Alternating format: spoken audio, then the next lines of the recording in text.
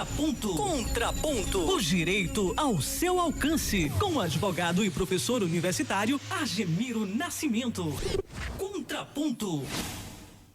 Bom dia, Dilson. Bom dia, amigos. Bom dia, Paula, Fernando, desculpe, Fernando, Bárbara, Miro, foi um lápis aqui. Mandou um abraço hoje para um ouvinte aqui do programa diário, né? Mamed. Ele está aí uma hora dessa ouvindo, um abraço a ele ouve o programa todos os dias, inclusive o meu quadro. Vamos lá. O negacionismo educacional, o braço da ignorância. Ouvindo na semana passada o comentário do filósofo e professor Luiz Felipe Pondé na TV Cultura, foi-lhe perguntado qual a pior herança do governo Bolsonaro. Disse sem pestanejar, trata-se da educação.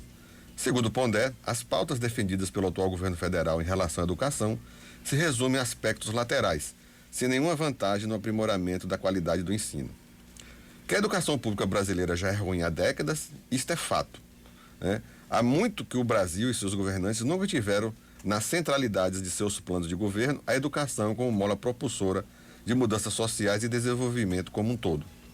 Aqui ou ali são tomadas medidas para alavancar melhorias no ensino, mas que até agora sempre foram tímidas. E muitas dessas medidas têm o caráter de que são tomadas em razão do próprio processo evolutivo das políticas públicas, e não porque foram tomadas para efetivar uma melhora.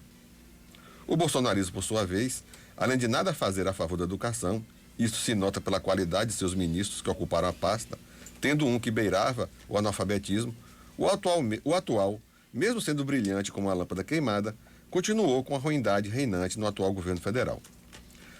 Para aplacar o mugido do gado, trago aqui números do IBGE que corroboram a incompetência generalizada do governo federal.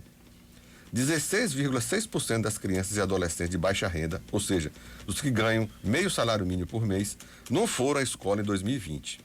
Dos 48,2 bilhões do orçamento destinado à educação básica em 2020, apenas 32,5 bilhões de reais foram utilizados. Estes números que eu trago aqui não foram inventados ou colhidos pela imprensa comunista, como eles dizem. São todos retirados de órgãos oficiais, no caso, o IBGE.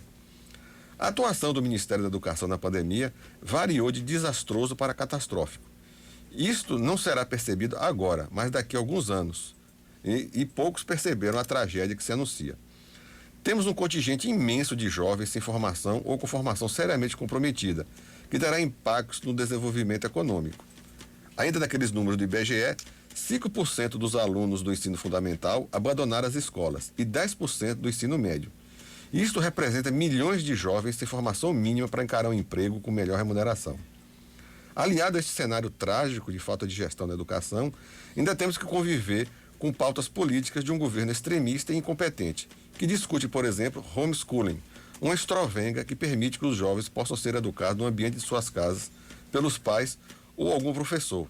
Ou então, o que é pior, negar recursos de 3 bilhões de reais para implantar a internet nas escolas públicas. Enquanto pôde, o presidente tentou impedir que essa verba fosse destinada às escolas públicas ou acesso à internet, esse dinheiro, mas o Congresso reverteu isso. Ainda na seara do comentário de Luiz Felipe Pondé na televisão, este afirmou que a preocupação de Bolsonaro é utilizar a educação como ponta de lança no combate ao comunismo, aquilo que esses descerebrados chamam de guerra cultural. Bolsonaro, por ser obtuso, não se dá bem com intelectualidade.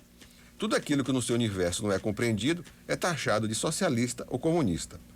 Como é patente que nunca leu nada na sua vida, se ele não compreende um discurso mais elevado ou qualificado intelectualmente, se escora no argumento de que o sujeito é de esquerda. O presidente da República não gosta de intelectuais e combate cientistas e professores. Resultado disso, corte das pesquisas subsidiadas pelo governo federal, fuga de cérebros para os países que investem sistematicamente na ciência. Com isto, se vai criar um vácuo no desenvolvimento científico e, por tabela, tornar o país mais dependente economicamente.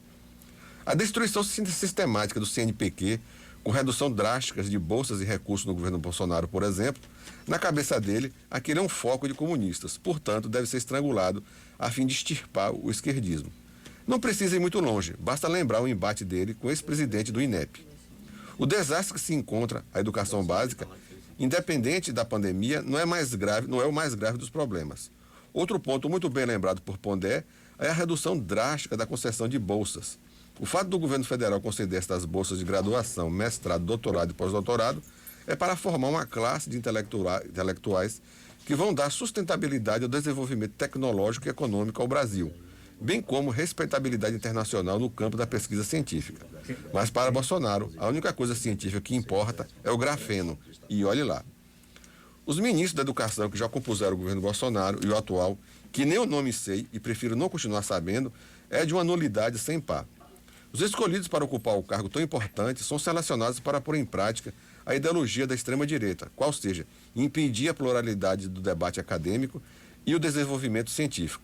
Daí se preocupar com utilidades como homeschooling, quando nós temos problemas muito mais urgentes na educação que precisam ser enfrentados. Infelizmente, com o governo que está aí, caminhamos a passos largos para a insignificância educacional e científica. O preço a se pagar é o atraso e o obscurantismo. E reverter esse estado de coisa leva muitos anos. Sim, amigos, são os números que eu trago sobre a educação no Brasil. Estão lá no IBGE, quem quiser vai lá e consulte. Os números são muito mais graves do que isso que eu apontei aqui. Existe uma série de outros. Portanto, é o recado de hoje. Um bom dia a todos e até a próxima quarta-feira.